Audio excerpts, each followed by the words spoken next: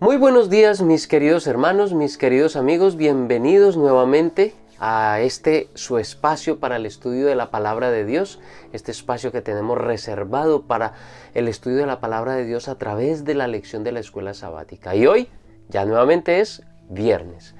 Y pues, como siempre, el día viernes ya es el día de la preparación.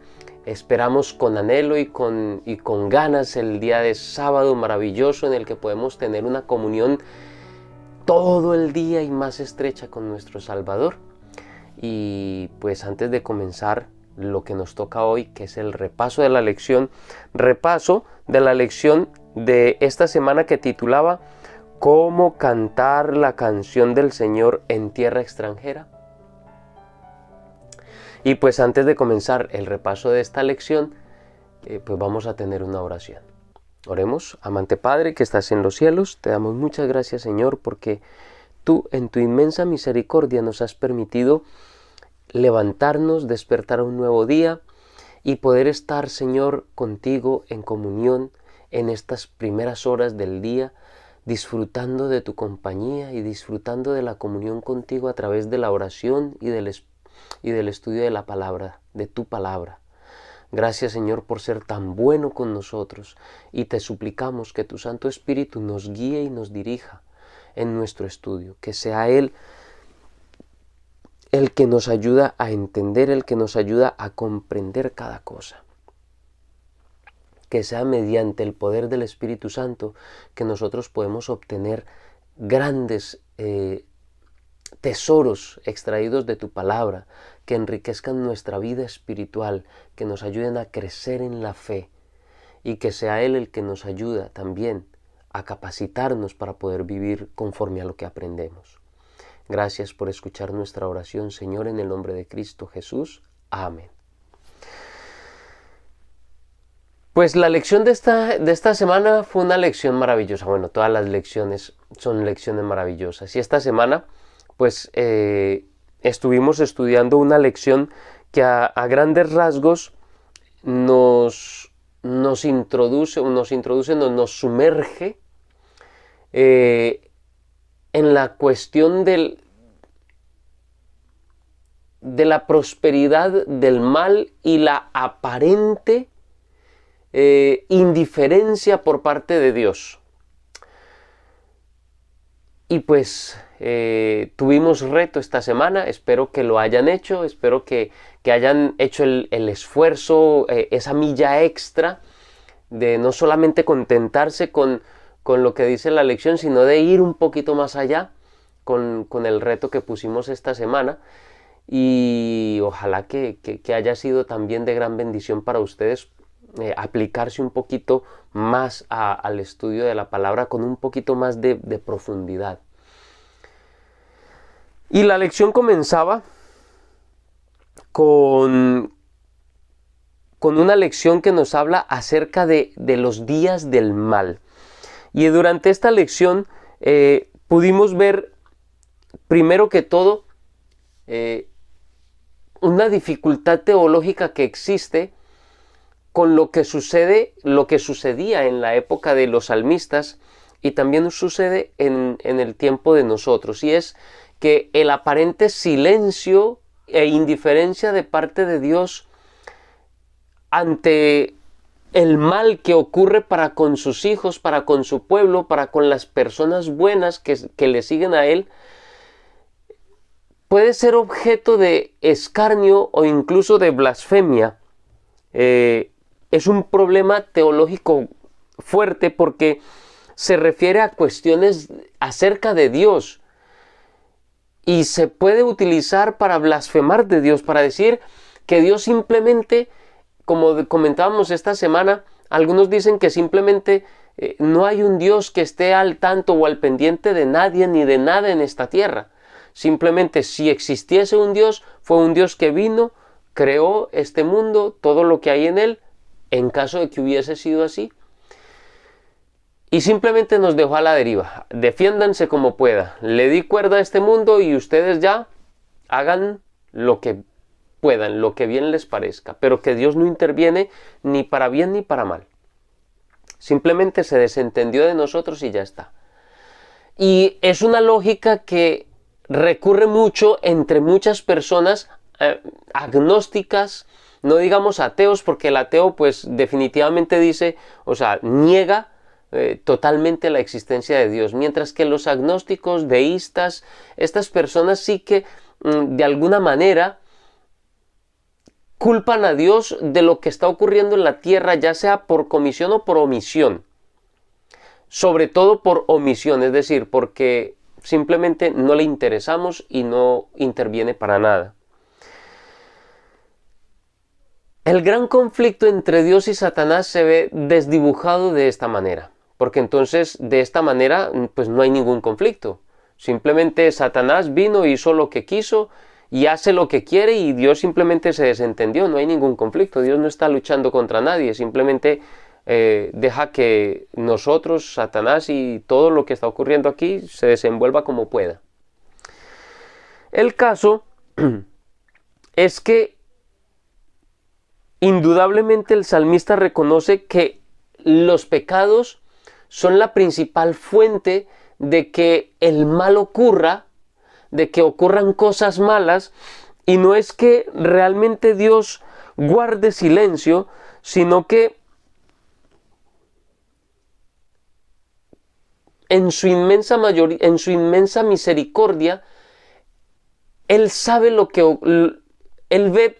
Veíamos durante esta semana que nosotros solo tenemos una pequeña parte del puzzle de ese rompecabezas que es la historia de la redención, que es la historia que vive este mundo, y Dios sí que tiene el panorama completo.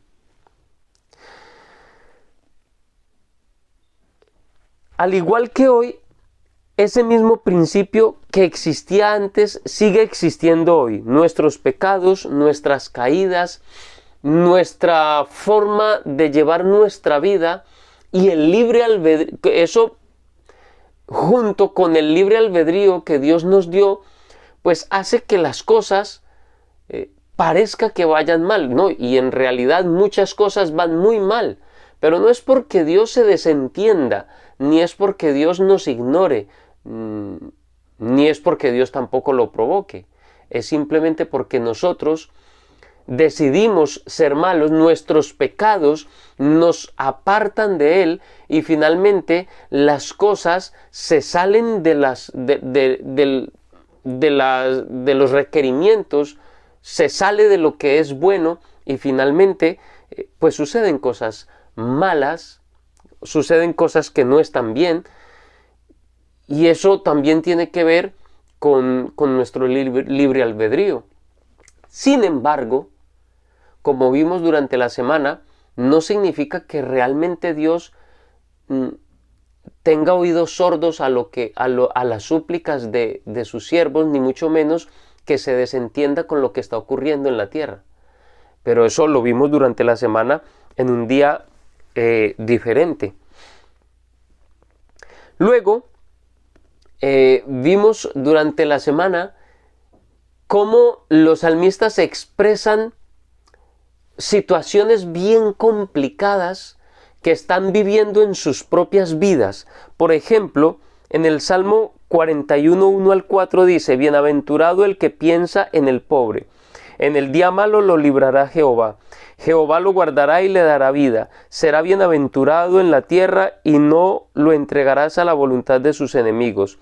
Jehová lo sustentará sobre el lecho de dolor.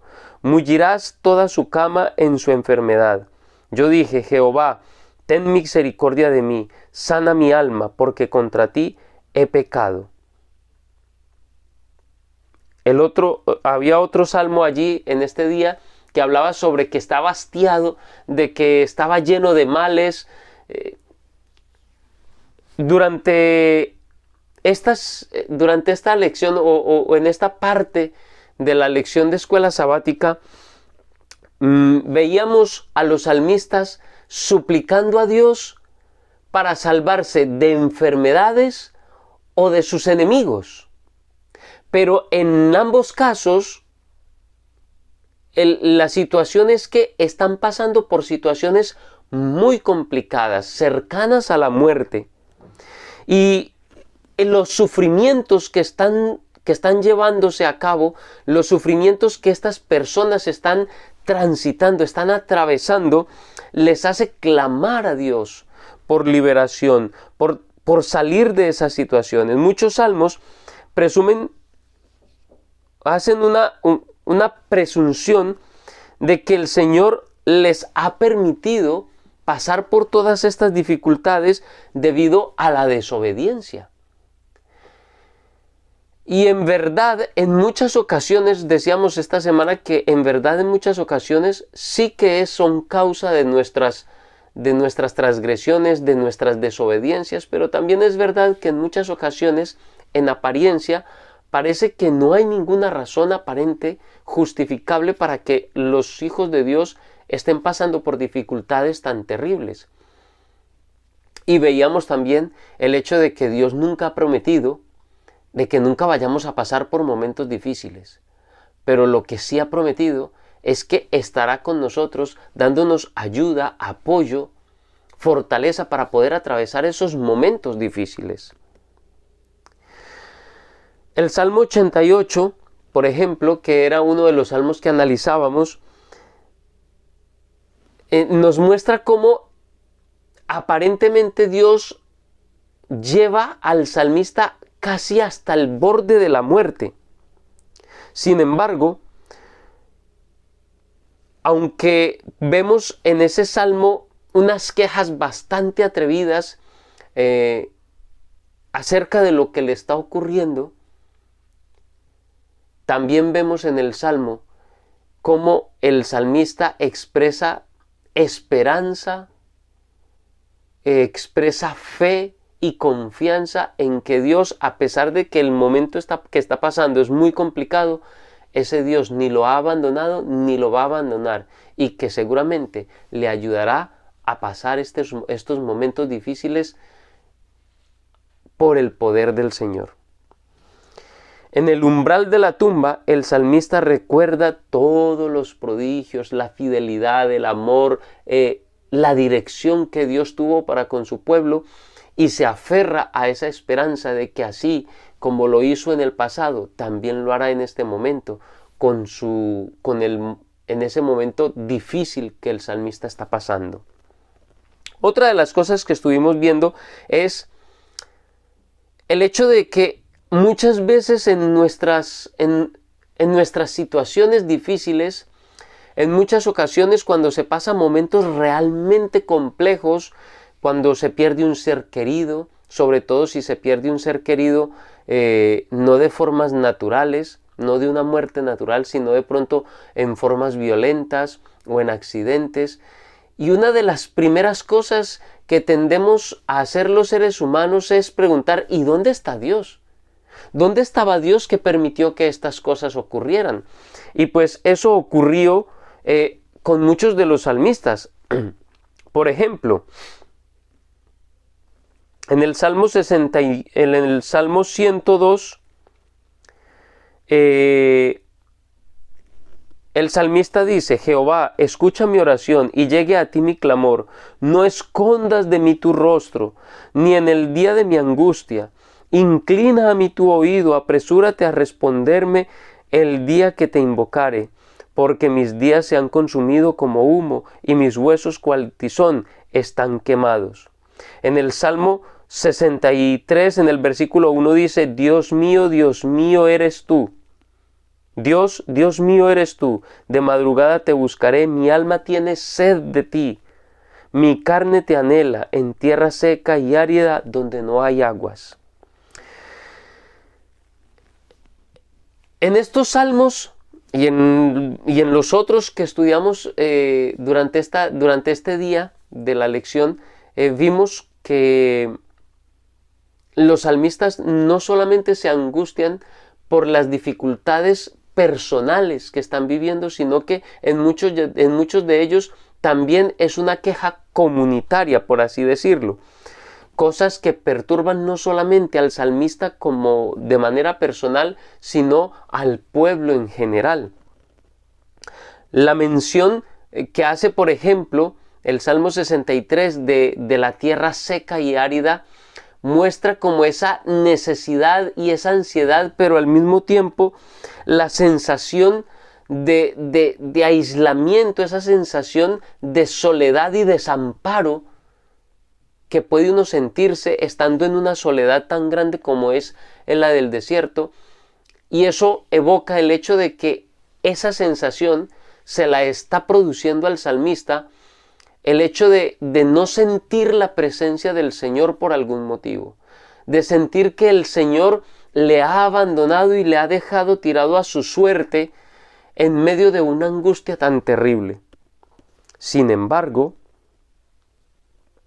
es notable que los salmistas, aunque deciden no callar sus quejas, sus angustias, lo que hay en su corazón, también es verdad que los salmistas creen inquebrantablemente en que ese Dios vivo, en que ese Dios lleno de amor y de misericordia, ese Dios les librará de ese día malo, los ayudará a cruzar por ese momento difícil y finalmente los llevará y los sacará, les pondrá nuevamente en un lugar de tranquilidad.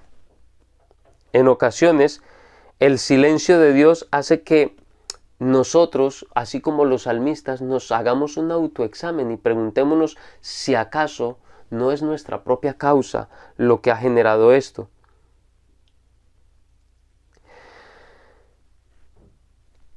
También leíamos estudiábamos en la lección esta semana en cuanto a ¿será que es que Dios ha fallado? ¿Ha fallado Dios en sus promesas, en lo que ha prometido? ¿Será que Dios ha fallado a cada uno de nosotros en su palabra, en lo que ha prometido para cada uno de nosotros? El Salmo 77 comienza con una expresión que es muy importante y de la que cuelga, por así decirlo, todo lo siguiente que va a decir el Salmo 77. Dice: con mi voz clamé a Dios clamé, y Él me escuchará. Al Señor busqué en el día de mi angustia. Alzaba a Él mis manos de noche sin descanso. Mi alma rehusaba el consuelo. Es una súplica de ayuda a Dios, de ayuda por parte de Dios para él. O sea, le está haciendo una súplica a Dios para que le ayude, para que lo salve, para que le brinde la salvación, la ayuda que tanto necesita. Lo interesante es que el Salmo, veíamos que al recordar a Dios, eso le hacía sentir más intensamente su dolor, más intensamente su angustia.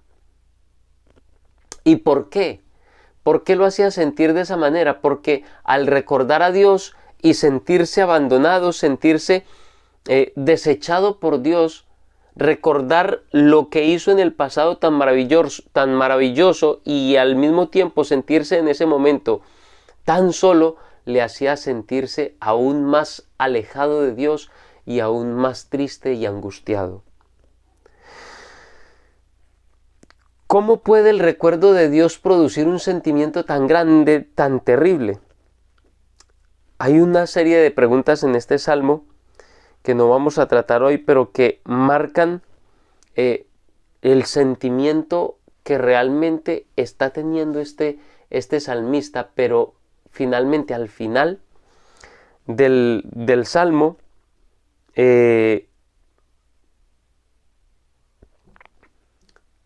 estas mismas preguntas nos ayudan a entender que Dios no nos abandona. O sea, que no hay realmente ninguna opción ni ninguna lógica en pensar que Dios nos ha abandonado o que no nos escucha. Las preguntas es: ¿desechará Dios para siempre y no volverá más a hacernos propicio?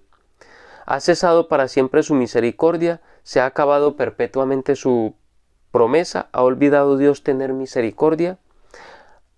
¿Ha encerrado con ira sus piedades? ¿Acaso ha cambiado Dios? Veíamos que no. veíamos que el hecho es que nosotros no tenemos todo el panorama.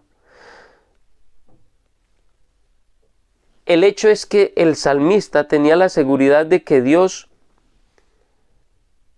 sí que podía ayudarle, porque lo que sigue en el Salmo de ahí para adelante, a partir del versículo 11, es que el salmista dice que de ahí en adelante se acordaría de las maravillas que Dios había hecho para con su pueblo, y que de ahí él toma toda su fuerza para que, aunque se siente tan triste, tan angustiado y tan abandonado, también eso le ayuda a tener fortaleza y esperanza para creer que ese Dios sí le va a ayudar, sí le va a ayudar a salir. Sí que es verdad que está ahí para ayudarle, para consolarle, para sacarlo de la situación difícil en la que se encuentra. Finalmente, veíamos en el Salmo 37 y algunos otros salmos que precisamente de ahí hicimos el reto, y es cómo se queja el salmista al principio. Bueno, el primer versículo, al igual que en el 77, el primer versículo nos tiene que dar el contexto para entender lo que sigue de allí en adelante. Ese primer versículo del Salmo 73 dice: ciertamente es bueno Dios para con Israel, para con los limpios de corazón. Ese primer versículo nos da el contexto para que no pensemos que el salmista realmente está dando licencia para pensar que Dios beneficia a los impíos y va en contra de los justos. Porque el salmista, en este día veíamos cómo el salmista en un principio se queja porque a los malos les va bien, prosperan, les va bien en lo que hacen, no les pasa nada malo, siempre están muy bien, mientras que a los malos, a los buenos, a los justos, a los hijos de Dios les pasan cosas malas, no les va bien, a veces tienen que padecer, pasar por dificultades, pasar por momentos difíciles. Y entonces dice que sus pies casi resbalaron hacia el mal al ver que tenían mejor recompensa los malos que los buenos. Y hablábamos, y precisamente este era el reto, que el salmista halló consuelo en el santuario. Cuando va al santuario encuentra la respuesta a sus planteamientos, a sus dudas, a sus dificultades, y finalmente se da cuenta cuál es la retribución final de los impíos y la retribución final de los justos. Y les ponía un reto: ¿por qué no analizamos esto a la luz del santuario? Pero profundizar un poco más. ¿Qué fue lo que vio el salmista en el santuario que le devolvió la tranquilidad, la esperanza y la fe? Mis queridos hermanos, espero que esta lección de esta semana haya sido de gran bendición para cada uno de nosotros. Y pues lo sigo esperando para que sigamos estudiando la lección de escuela sabática día a día, aquí en este espacio que tenemos apartado para ese objetivo. Mis queridos hermanos, les invito para que compartan este precioso mensaje. Estos videos, estos mensajes que estamos compartiendo, compártanlo con otras personas. Y déjanos tu comentario. Déjanos tu comentario allí en la caja de los comentarios que está dispuesta para ello. ¿Qué tal te pareció la lección de esta semana? ¿Cómo te están pareciendo las lecciones acerca de los salmos? ¿Han sido de bendición para ti? Si no te has suscrito, suscríbete al canal. Y no siendo más, que Dios les bendiga.